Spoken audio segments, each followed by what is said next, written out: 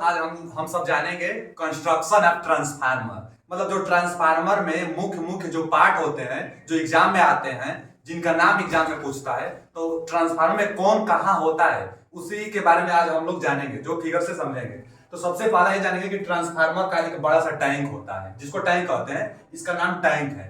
Tank के अंदर oil होता है, मतलब कि तेल होता है, जो ट्रांसफार्मर ऑयल कहते हैं। और ट्रांसफार्मर जो ऑयल होता है वो नेफ्था ऑयल होता है अथवा पैराफिन ऑयल होता है। नेफ्था ऑयल अथवा पैराफिन ऑयल को बनाया जाता है, इसलिए नेफ्था ऑयल कहिए, पैराफिन ऑयल कहिए, अथवा सिंथेटिक ऑयल भी कह सकते हैं इसको। और जब ताजा रहेगी, जब शुद्ध अवस्था में ऑयल रहती है तो यह येलो कलर की होती है, और जब मॉइस्चर, जब नमी को चाहे बेकार हो जाती है तो ट्रांसफार्मर का कलर ब्लैक हो जाता है। उसके बाद जो ट्रांसफार्मर होता है, दो जगहों से अर्थिंग की जाती है, क्योंकि पावर ट्रांसफार्मर के लिए या इंडियन इलेक्ट्रिसिटी रूल में नियम है कि दो जगह अर्थिंग करना अनिवार्य है, इसलिए ट्रांसफार्मर को दो जगहों से अर्थिंग की जाती है।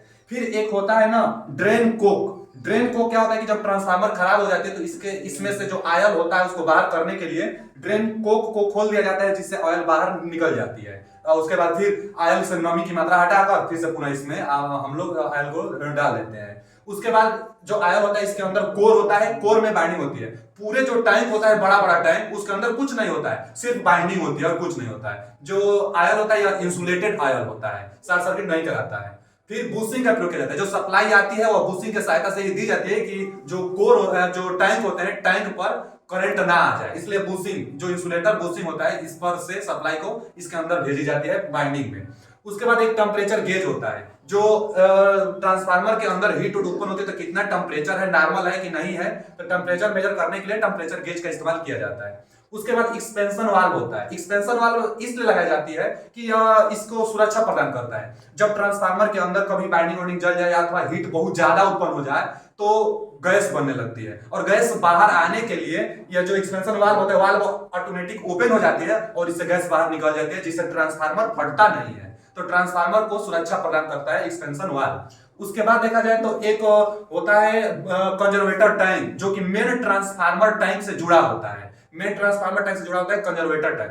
कंजर्वेटर टैंक, कंजर्वेटर मतलब संरक्षित, जो ऑयल को संरक्षित कर अपने पास रखा रहता है। जब मेन टैंक में ट्रांसफार्मर की कमी होती है तो कंजर्वेटर टैंक की सहायता से अंदर ऑयल आ जाता है, और जब मेन टैंक में ऑयल खोलता है तो जो आयतन इसका बढ़ेगा तो फिर वही कंजर्वेटर टैंक में वो अपना स्थान ले लेगा। मतलब कंजर्वेटर टैंक को पूर्ण रूप से भरा नहीं जाता है कभी भी कंजर्वेटर टैंक। और कंजर्वेटर टैंक और मेन टैंक के रास्ते में बुकेज रिले लगा दी जाती है, जो कि कुछ फॉल्ट होगा ट्रांसफार्मर में तो यह संकेत दे देगी और हम लोग सप्लाई काट कर इसको सुरक्षा प्रदान कर देते हैं। बुकेज रिले के बारे में एक अलग से भी पढ़ाया जाता है पावर ट्रांसफार्मर में।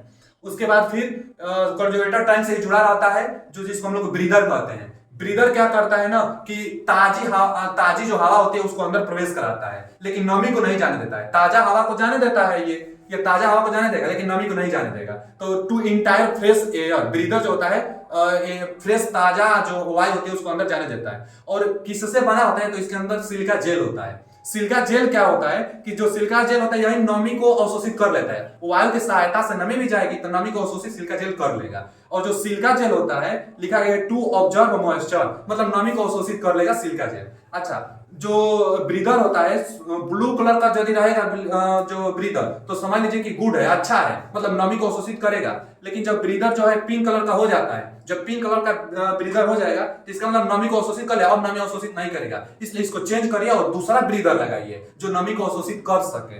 तो मेन पार्ट यही था। Thank you.